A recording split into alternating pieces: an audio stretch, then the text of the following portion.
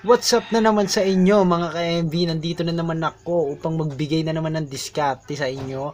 Kung gusto nyo malaman kung anong gagawin na diskarte pag ang mga bibi nyo nagsasama-sama sa pugad, panoorin nyo to.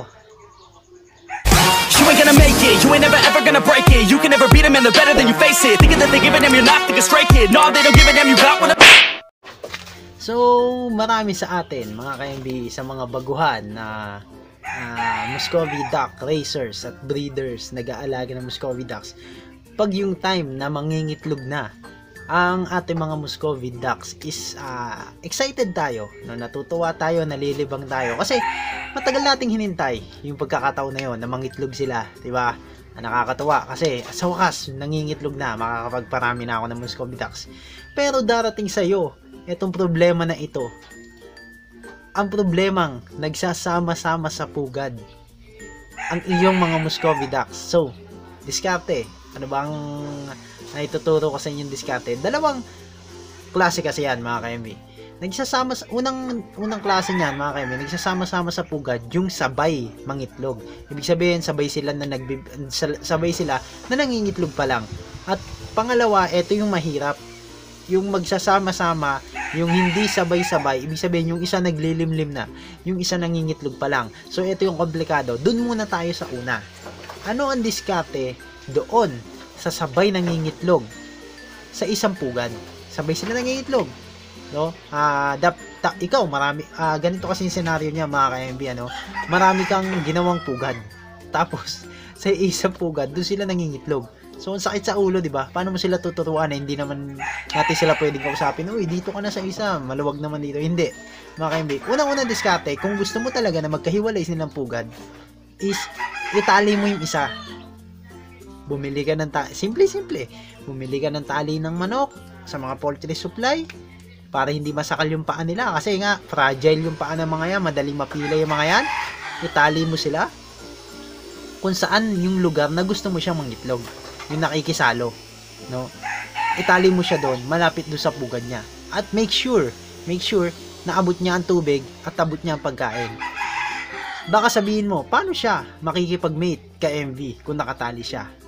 Mga ka-MV, maniwala kayo sa hindi, meron na yung mga similya sa loob. Di ba pag nagkatay kayo ng Muscovy ducks, makikita kayo, may mga itlog na sa loob, sunod-sunod na yon. So kahit hindi na siya i-mate, kahit hindi pa siya ma-mate na mga 3 araw, okay lang yon.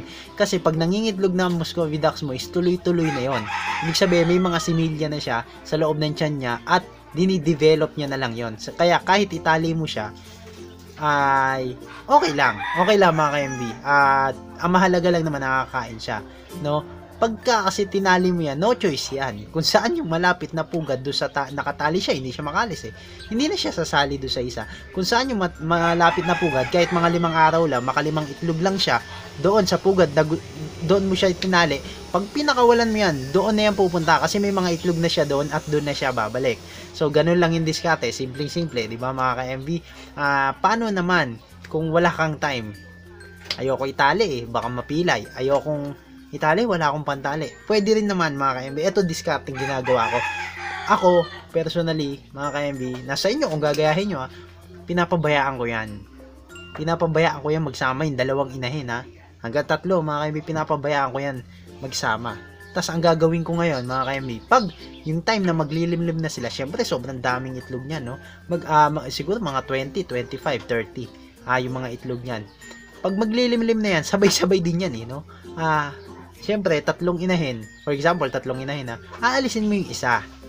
Alisin mo na yung isa. Hindi mo na siya paglilimlimin doon. Kasi makakagulo lang siya. Kaya na ng 2 yon.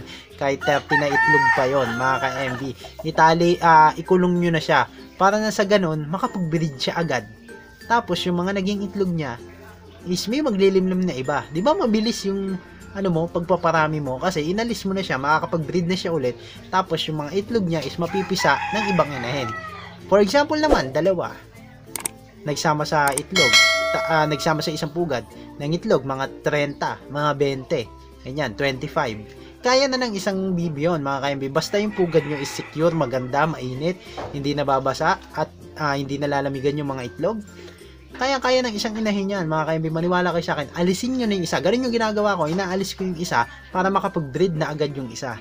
'di ba? Diskarte, mas mabilis na dadami yung iyong mga Muscovy ducks kasi yung itlog ng dalawang inahin, imbis na dalawa sila maglilimlim, yung isa inalis mo na para makapag-breed na siya agad. 'Di ba ganun yung mga diskarte? At yung sa pangalawa naman, ito medyo critical to kasi naglilimlim na yung isa, doon pa nangitlog yung bagong nangingitlog lang na inahin. So, ang sakit sa ulo. Bakit? Bakit masakit sa ulo? Paano mo malalaman kung alin yung bagong itlog doon at yung hindi? Hindi mo malalaman kung hindi mo ikakandling lahat yan isa-isa. So, hassle ka pa. Diba? Hassle pa. Ang diskarte dyan, mga ka-MV. Ulit, yung una, itali nyo kung saan nyo gustong pamangitlogin. Or, di ba, kanina diskarte itali nyo para doon siya mangitlog, but wag siya makisama. Paano pagka gusto talaga niya doon sumama, makulit yung Muscovy ducks natin. Yun time na babakuran na natin yung pugad nung naglilimlem. Ang importante kasi dito, ang focus natin dito, yung naglilimlem, kailangan hindi siya maistorbo. Baka kasi mas matapang sa kanya, yung nangingitlog pa lang, paalisin siya doon sa pugad. Masisira yung mga itlog, masisira yung paglilimlim niya, mga ka-MV. Sayang naman yung mga itlog. So, ito yung time na lagyan mo na siya ng bakod, maliit na bakod, kahit puro hollow blocks lang o mga sira-sirang kahoy lang, at doon lagyan mo siya ng kainan at inuminan, mga ka-MV, kasi every now and then pag naglilimlim yan, gustong uminom yan, gustong kumain yan, lumalabas din sila para hindi maistorbo. At yung isa nyo na sumasali, yung mahilig makisali ng Muscovy ducks na yan, is itali nyo siya. Yun lang yung diskarte, itali nyo siya, o kaya bakuran nyo rin kung saan nyo gustong mangitlog, kung ayaw nyo namang itali. So yun lang, no, problem solved sa mga nagsasama-sama sa pugad na matitigas na mga ulo ng mga Muscovy ducks. Walang kaso yan at may mga diskarte tayo na ginagawa dyan. So ayun lang mga MV, short vlog lang tayo, no, sinare ko lang sa inyo kasi marami nga nagtatanong sa akin, no, nagsasama-sama daw, gusto nila dahil pugad, sa isang pugad sila naglilimlim. So yung problem solved na mga ka-MV, bumili lang kayo ng tali at make sure na may inumin at may pagkain sila doon na maaabot doon sa within sa tali nila at makapangitlog sila doon sa pugad na inihanda nyo para sa kanila, no. Yun lang, pagsamasamahin nyo lang yung mga tips na binibigay ko sa inyo mga ka-MV sa paggawa ng pugad, mga diskarte, so magiging matagumpay eventually yung pag-aalaga nyo ng Muscovy duck. So maraming salamat ulit sa mga nanonood sa akin, kahit madalang lang ako mag-upload kasi nga busy mga ka-MV, no. May mga sarili rin tayong buhay, hindi ako makapag-vlog lagi. At ang ginagawa ko lang sa mga bibi ko, Muscovy ducks, ngayon lang ako nagka-time, minsan lang tayo magka-time kasi minsan na imbis na mag-vlog ako, ipinapahinga ko na lang siya kasi nga pagod din sa paghahanap buhay. So ayun din, kung gusto niyo sumali, may group tayo sa FB mga ka-MV, kung gusto niyo sumali, sali kayo, join kayo sa group natin sa FB. Ito yung Bibe Pato mga kaalaman. So bagong FB group natin yan, yung dati nating FB group is binura ni Facebook kasi may mga nagbebenta. So ngayon dun sa bago nating group, sharing lang tayo ng mga tips and ideas. Bawal magbenta para hindi mabura yung group natin. So may FB page din ako, Makabuluhang Vlog, search nyo lang, pwede nyo ako i-chat doon, re-replyan ko kayo kung di ako busy. So hanggang dito na lang muna mga ka-MV, maraming salamat sa laging panonood ng vlog ko at sana may natutunan na naman kayo sa aking vlog. So hanggang dito na muna mga ka-MV, happy farming.